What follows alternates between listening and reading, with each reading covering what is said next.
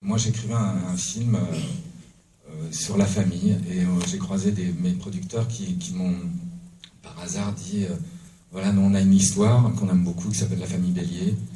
Et puisque tu écris justement un film sur la famille et que tu es devant une page blanche, regarde, on a une version.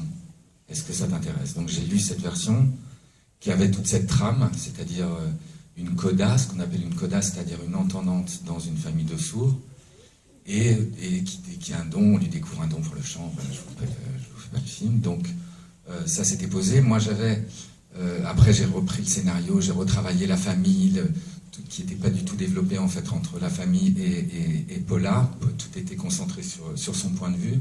Et moi je voulais avoir le point de vue des parents aussi. Et forcément, ce qui m'intéressait dans l'histoire, alors au-delà d'une cousine germaine que j'ai, qui est sourde, profonde, et donc j'ai passé une partie de mon enfance avec elle, et on échangeait.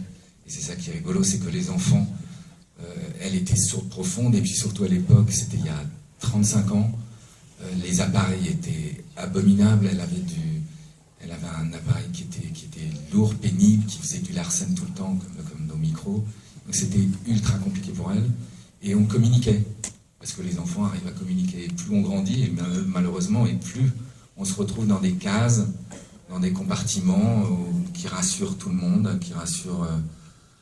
Et du coup, on a peur, et en effet, on s'approche pas, parce que qui dit communauté dit peur, parce que c'est un mur, parce qu'on se le fabrique, hein, ce mur, parce que, comme vous le disiez, en fait, il y a possibilité, il y a énormément d'associations de sourds en France, et qui font des stages de formation, de sensibilisation, qui d'ailleurs vont de plus en plus dans des sociétés, dans des grosses boîtes.